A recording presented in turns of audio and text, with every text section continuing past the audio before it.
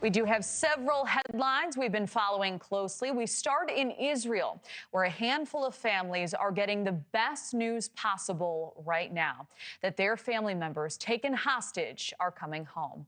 For others, the silence speaks even louder. With more than 200 hostages still being held by Hamas, most won't be going anywhere. But for a small group of women and children, the nightmare that began on October 7th may finally be coming to an end. Let's bring in now IDF spokesperson, Lieutenant Colonel Jonathan Conricus. Wonderful to have you, as always. Thank you for being here. So we'll dive right in. This 4-day ceasefire is set to now begin Friday morning. Do you know any more about the reasoning behind this delay? Hi, happy Thanksgiving to you and the viewers. I wish you the best. As you said, it's a happy occasion for a very small part of the families of 236 Israeli hostages that have been held in Hamas captivity for 47 days. We are rejoicing with them, and hopefully what will be tomorrow a happy day. The thinking behind, and I have to correct it a bit, it's not a 4-day ceasefire. It is a day-by-day temporary pause in operations. And I want to stress that because we know that the organization that we're dealing with here, Hamas, will probably try to create complications and make life as emotionally difficult as possible that they can for the families of the hostages, and use everything in order to create more anguish and fear with the families. And I'm sure that there will be surprises in the coming days. So we're taking it on a day-by-day case. And tomorrow, hopefully, the first group of Israeli women and children will be released, and we will be on the ground in order to receive them and bring them to their families. Well, I certainly appreciate that distinction. And to piggyback off of that, you have said that Hamas has a history of not honoring commitments and firing after a ceasefire has come into effect.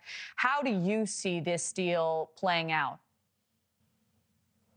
The guidance to our soldiers on the ground is to be extremely vigilant, especially after this pause in operations comes into effect, because our troops will remain on the ground in and near their positions where they are now. They will continue to move about and to have tactical activity. They won't be static, because being static on the battlefield is extremely dangerous. But the order is to be vigilant. Why? Because we know that Hamas has a proven history of doing so, and we know and we assess that they will try to use the temporary pause in operations in order to attack our soldiers and perhaps create some kind of provocation, using Gazan civilians, sending them forward, and then creating some kind of bad image in order to use that as propaganda. There's many things that we assess that Hamas will try to do. We will be vigilant and anticipating it on the ground. Well, I want to dig into what that vigilance means a little bit more specifically in just a moment. But first, what will the consequences be for Hamas if they don't follow through here? So it is a very sensitive time, and I don't think that anybody in Israel, commanders on the ground or in Tel Aviv or Jerusalem, will make, fast and rash decisions. What we have on the table here is what appears to be a good opportunity to save Israeli hostages, and that's a very, very important thing.